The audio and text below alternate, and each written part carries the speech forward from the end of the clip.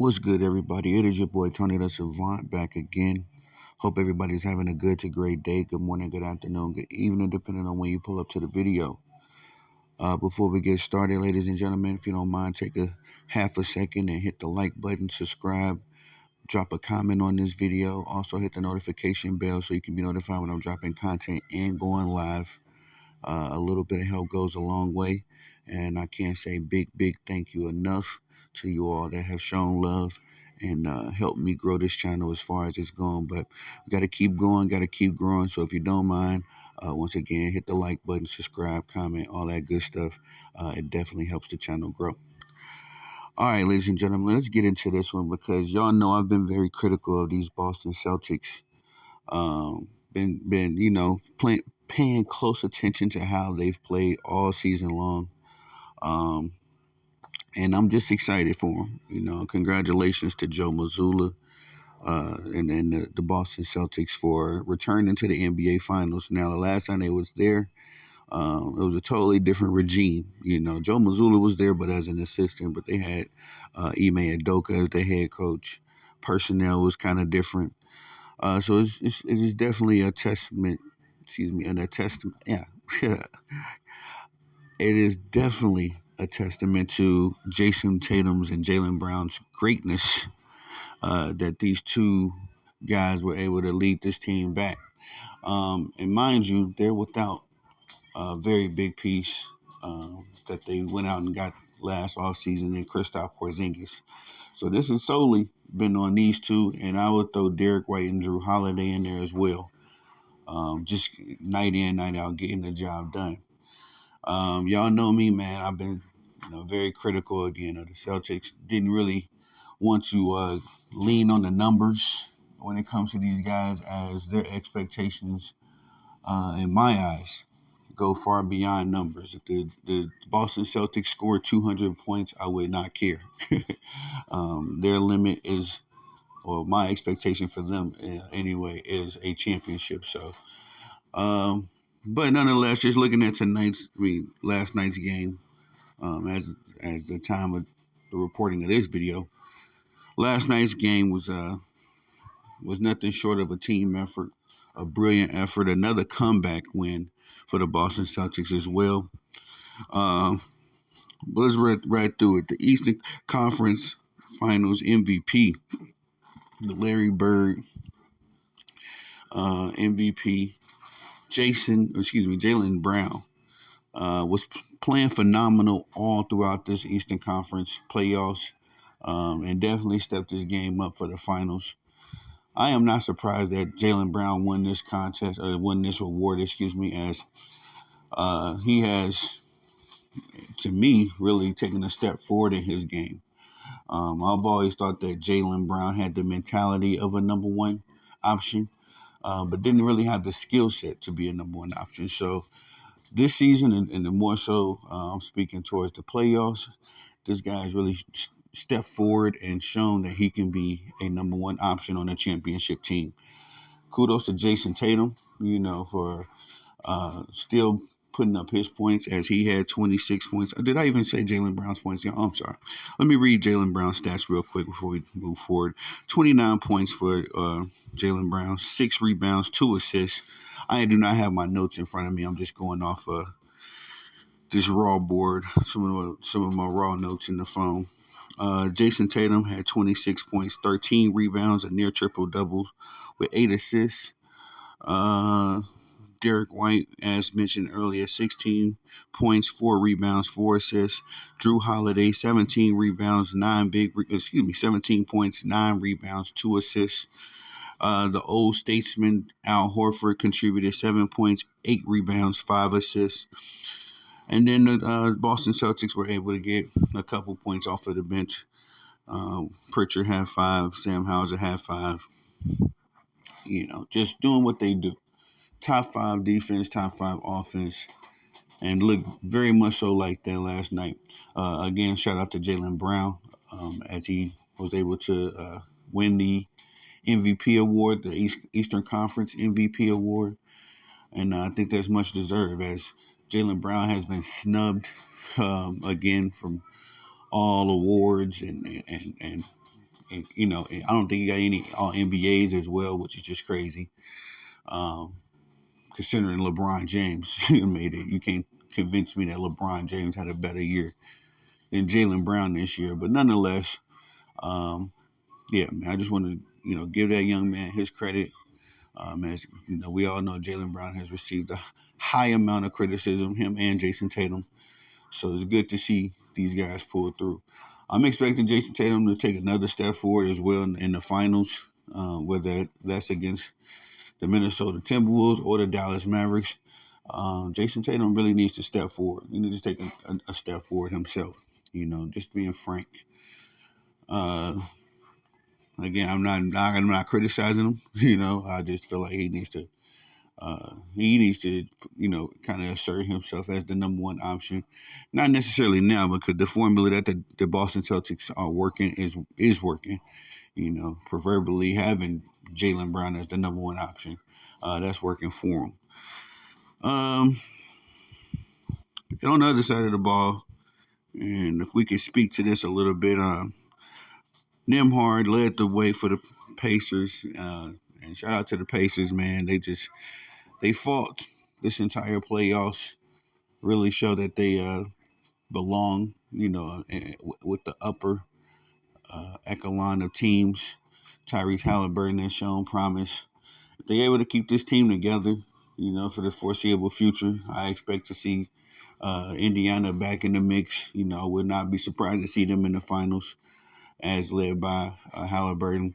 I do think they need to get a legitimate big man because I cannot stand how many threes Miles Turner shoots.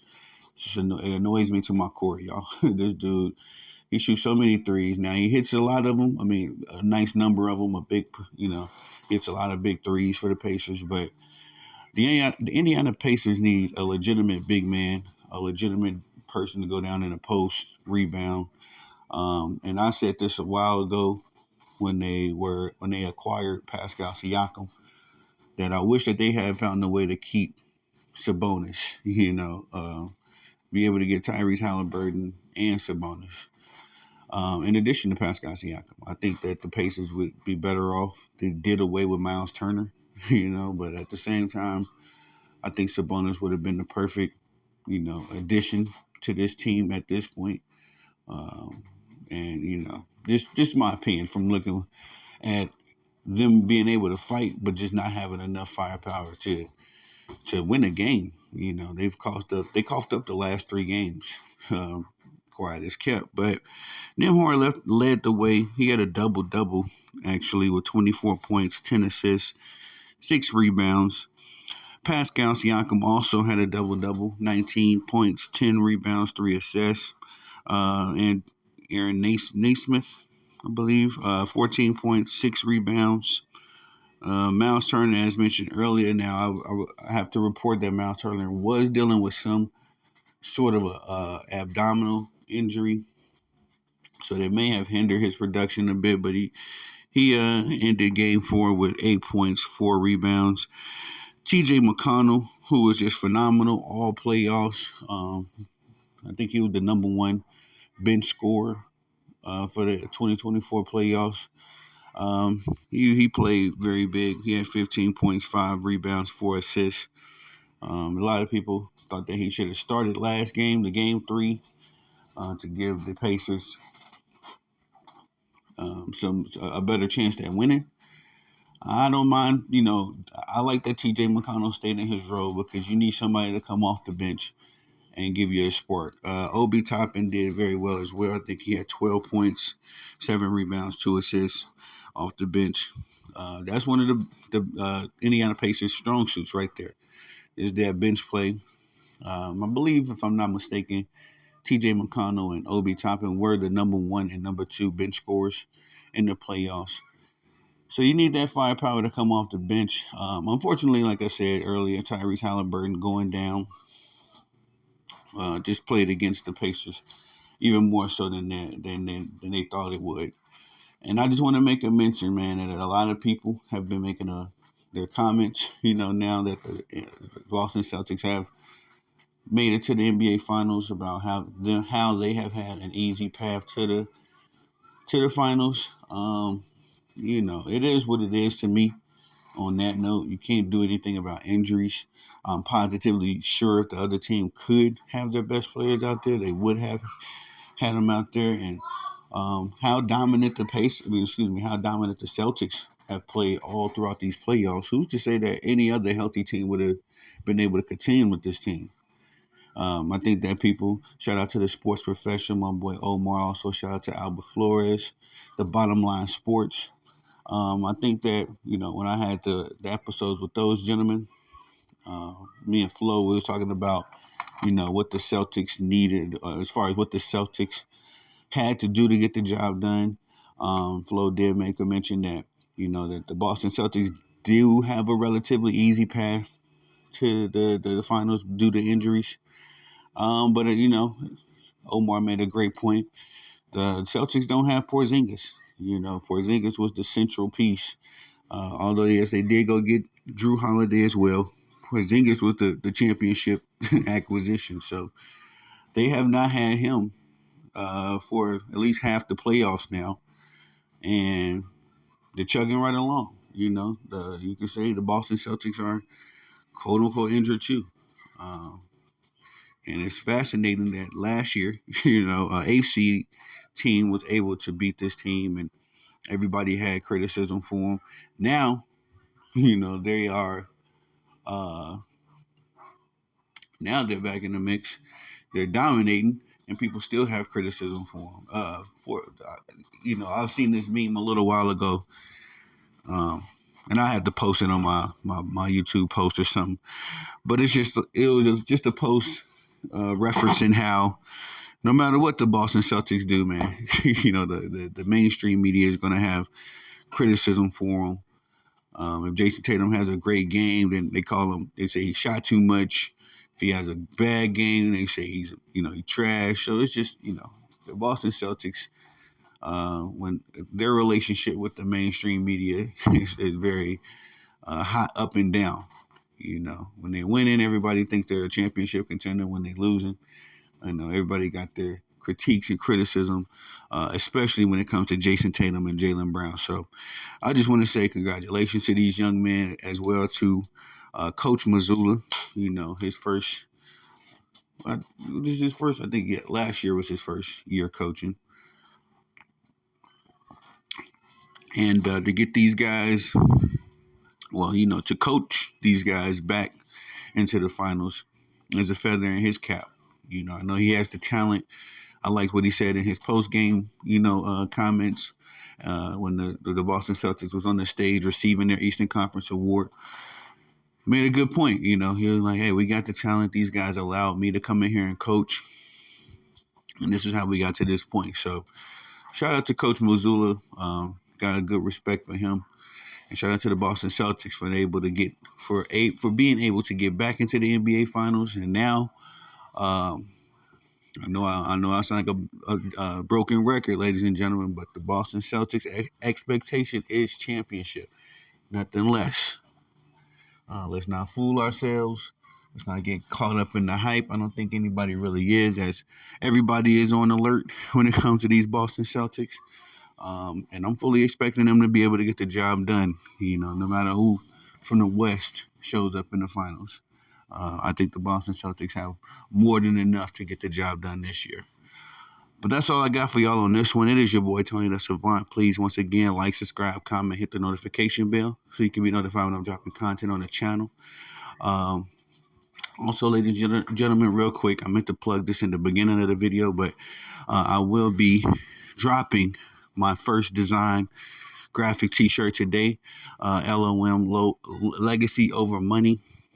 Sports tees. Just got the paperwork done for that, so I'll be definitely dropping my first design that I've been working on for that today. So just be on the lookout for it. I'm gonna be dropping it on all my platforms, YouTube, on the YouTube post community, of course, in the YouTube shorts, all that good stuff. So make sure you grab yourself a shirt, as this is a limited time only edition, and Yeah, man. Let me know what y'all think about it, and don't laugh at me, man. I ain't perfect or or great when it comes to the art stuff. So did the best I could, and y'all just tell me what y'all want. All criticism and critique is welcome. But that's all I got for y'all on this one. It is your boy Tony, that's Savant. Peace.